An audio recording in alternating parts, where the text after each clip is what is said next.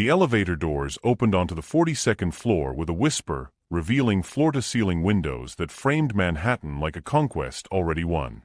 Mira Chen smoothed her skirt and stepped into the executive suite of Calloway Capital, her new leather portfolio clutched against her ribs like armor. 6 months. That's how long she'd been the executive assistant to Dominic Calloway, and in that time, she'd learned that billionaires didn't sleep like normal people. They answered emails at 3 in the morning. They made calls during their morning runs. They expected you to be available. Always, as if your life was just an extension of theirs. She didn't mind. Mira had her own ambitions, and working for one of the most powerful venture capitalists in New York was the fastest route to making them real. She'd already learned more about corporate strategy in 6 months than her MBA had taught her in 2 years. "You're early." Dominic's voice cut through her thoughts as she rounded the corner to his office. He stood by the windows, silhouetted against the morning light, his suit jacket already discarded across his chair. At 38, he had the kind of presence that made rooms feel smaller, dark hair silvering at the temples, sharp cheekbones, and eyes that missed nothing. "The Meridian deal closes today," Mira said, setting down her bag. "I thought you might need the files early." Something flickered across his face, approval maybe, or surprise that she'd anticipated him. "Coffee first. Then we'll go through everything." It had become their routine.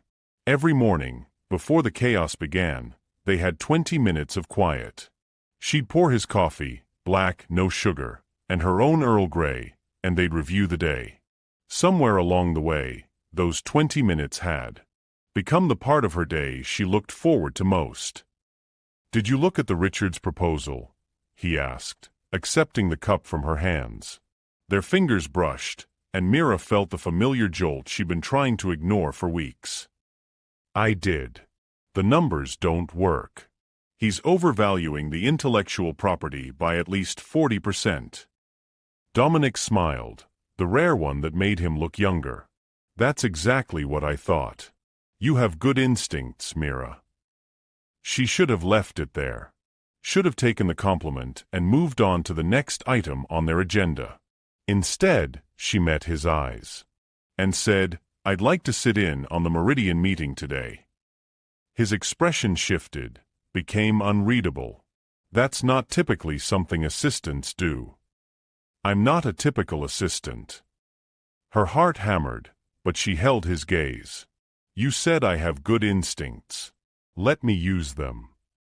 The silence stretched between them, taut as a wire. Then Dominic set down his coffee cup and took a step closer. "You're ambitious. I like that. Is that a yes?" "It's a maybe."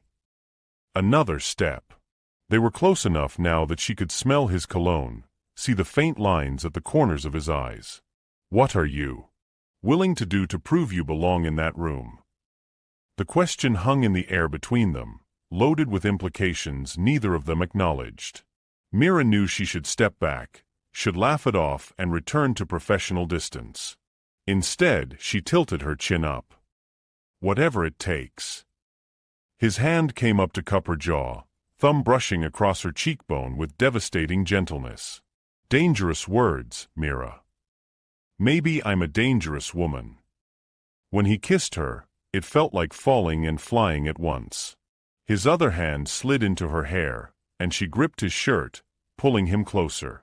6 months of tension, of carefully maintained boundaries, of pretending neither of them felt the pull, all of it combusted in the space of a heartbeat. They broke apart when voices echoed from the hallway. Dominic's assistant, his other assistant, the one who handled his personal affairs, was arriving. He stepped back, ran a hand through his hair, and for the first time since she'd met him, Mira saw Dominic Calloway rattled. "We can't," he said. "I know. I'm your boss." "The power dynamic, I know," she repeated, more firmly. "But I don't regret it." His eyes darkened. "Neither do I. Which is the problem." They didn't speak about it again that day. Mira sat in on the Meridian meeting, where she watched Dominic dismantle the opposing counsel's arguments with surgical precision. She took notes, offered observations when asked, and felt the weight of his attention on her even when he wasn't looking her way. That night, he asked her to stay late to prepare for morning pitch. They ordered Thai food and spread documents across his desk, falling into the easy rhythm they developed. But the air between them felt charged now, every accidental touch a reminder of what had happened. That morning. "You were impressive today," Dominic said as the city lights glittered below them. In the meeting. "Thank you. I'm going to recommend you for the associate program. You're wasted as an assistant." Mira looked up sharply. The associate program was notoriously competitive, a direct path to becoming a partner. It was everything she'd been working toward. Really? Really? He closed the folder he'd been reviewing and leaned back in his chair. "Unless you'd rather stay as my assistant." There was something in his tone, a note she couldn't quite identify. "What do you mean?" Dominic stood, came around the desk. "If you join the associate program, we'd be colleagues. Equals, or close enough. The power dynamic issue goes away." Her pulse quickened. "And if I stay your assistant?" "Then we maintain professional boundaries. No matter what we might want." He stopped in front of her, close but not touching. "The choice is yours, Mira. I won't make it for you." She thought about her career, about the careful plans she'd laid out since business school, about the apartment she could barely afford and the student loans that kept her up at night, about her mother, who'd worked 3 jobs to put her through college, who deserved to see her daughter succeed. Then she thought about the way Dominic looked at her, like she was the only person in the room, like she mattered. "I want both," she admitted. "I want the career and I want you. Then take the associate position. We'll do this the right way." They sealed it with another kiss, slower this time, deliberate. When they finally pulled apart, Dominic rested his forehead against hers. 3 months. Give me 3 months to establish you in the program, to make sure no one can claim favoritism. Then we can see where this goes. 3 months, she agreed. It should have been perfect. Mira threw herself into the associate program, working 16-hour days, closing deals, proving she belonged. Dominic was professional during business hours, but they found stolen moments, late nights in the office, early morning coffee before anyone else arrived, text messages that blurred the line between professional and personal. But she started noticing things. Files that went missing from her desk. Colleagues who gave her odd looks. Whispers that stopped when she entered rooms. The first email arrived on a Tuesday, sent from an anonymous account to her personal address. No message, just an attachment. When she opened it, her stomach dropped. It was a photo of her and Dominic, taken through the office windows late at night. They were kissing, his hand tangled in her hair, her body pressed against his desk. The second email came an hour later with a single line, "Interesting career advancement strategy. I wonder what HR would think." Mira's hands shook as she stared at her phone. Her first instinct was to call Dominic, but she couldn't risk it. Someone was watching them closely enough to photograph them together. Someone who knew their schedules, their habits. She spent the day in a fog of anxiety, jumping every time her phone buzzed. By evening, a third email arrived with its devastating message, $500,000, and the photos disappear. Otherwise, they go to the board, HR, and every major business publication in New York. You have 48 hours. $500,000. Mira made $75,000 a year. She had maybe $3,000 in savings. The demand was impossible, which meant it wasn't really about money. Someone wanted to destroy her career, her reputation. Dominic's too. She stayed late that night, long after everyone else had left. When Dominic found her at her desk, still staring at her computer screen, he immediately knew something was wrong. "Talk to me." So she showed him. All 3 emails, the photo, the demand. His jaw clenched as he read, his knuckles white where he gripped her desk.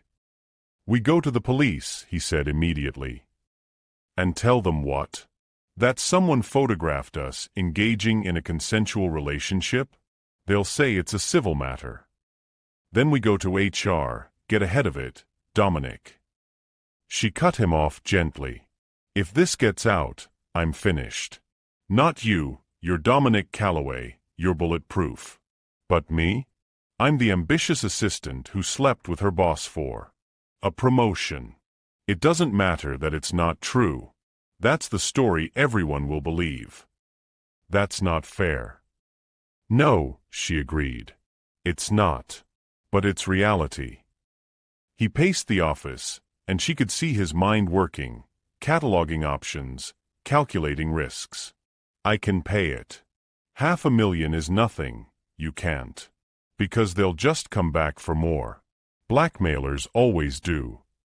She'd researched at the moment she received the first email. "And because paying proves we have something to hide." "We do have something to hide. We violated company policy." "We violated a policy we both knew existed, yes. But we didn't do anything illegal or unethical. You didn't promote me, the selection committee did that. We waited until after I left your direct reporting line." Mira stood, moved to face him. "We did everything right except for the timing." "Then what do we do?" She'd been thinking about it all day, turning it over and over until a plan crystallized. "We call their bluff. We go to HR ourselves, disclose the relationship, and accept whatever consequences come. We take away their ammunition." Dominic stared at her. "You could lose your job. The associate position you worked so hard for." "Maybe. Probably." The admission hurt, but she'd made her peace with it. "But I keep my integrity. And so do you. Mira, I won't let someone turn what we have into something dirty. I won't let them make me a victim or a villain. So we tell the truth, and we deal with whatever happens next." He pulled her close, held her like he could protect her from what was coming. "I'm sorry. This is my fault. I should have been more careful, should have protected you better. We were both there, Dominic. We both made choices." She pulled back to look at him. "I don't regret them. Do you?" "No. Not even now." They went to HR the next morning, requested a meeting with the head of compliance. Mira laid it all out, the timeline of their relationship, the photographs, the blackmail attempt. She handed over her phone, showed them everything. The compliance officer, a woman named Patricia Rodriguez with steel-gray hair and shrewd eyes, listened without interruption. When Mira finished, Patricia leaned back in her chair. "You're right that you violated company policy by not disclosing the relationship immediately," she said. "However, you also took reasonable steps to ensure there was no favoritism or conflict of interest. Your selection for the associate program was handled entirely by committee, and Mr. Calloway recused himself from all decisions regarding your career advancement." "What does that mean?" Dominic asked. "It means we need to investigate, but I don't anticipate termination for either of you. Most likely outcome is a formal reprimand and mandatory recusal going forward." Patricia's expression softened slightly. "You did the right thing by coming to us. Many people would have tried to hide it, which would have made things much worse." "What about the blackmail?" Mira asked. "That, we take very seriously. Our IT department will work with law enforcement to trace the emails. Whoever sent them committed a crime, and we'll make sure they're prosecuted." They left HR an hour later, exhausted but relieved. The blackmailer sent one more email that afternoon with a final threat: "You'll regret this." But they didn't. 2 weeks later, IT traced the emails to Marcus Vance, another associate in the program who'd been passed over for a major deal in favor of Mira. He was arrested, fired, and charged with attempted extortion. Mira received her formal reprimand and was reassigned to a different department to avoid any appearance of impropriety. It meant starting over in some ways, proving herself to a new team. But it also meant she could see Dominic without fear, without hiding. 3 months later, they made their relationship public. There were whispers, of course. There always would be. But there were also colleagues who respected how they'd handled the situation, who saw Mira's talent independent of who she was dating. Their 6-month anniversary, Dominic took her to the same restaurant where they'd had their first business dinner. Over wine and candlelight, he told her he loved her. "I knew it that morning in my office," he admitted. "When you asked to sit in on the Meridian meeting. You were so fierce, so determined. I thought, this woman is going to change my life. And you have." "I love you too," Mira said, and meant it. "Even though you're a terrible influence on my career." He laughed. "Your career is fine. You closed the Henderson deal last week, and Patricia told me you're being considered for junior partner." "Really? Really? You did that yourself?" "Mira. Not because of me. In spite of me, maybe." She reached across the table, took his hand. "Not in spite of you. With you. There's a difference." They'd paid a price for their choices, in reputation, in ease, in the comfortable certainty of following the rules. But looking at Dominic across the table, Mira couldn't bring herself to regret it. Some things were worth the risk. Some people were worth fighting for. The waiter brought dessert, and through the window, Manhattan glittered like a promise kept. Mira had lost the carefully plotted path she'd planned for her career, but she'd found something else instead, something messier and more complicated and infinitely more real. She'd found a partnership that could weather storms. And in the end, that was worth more than any promotion.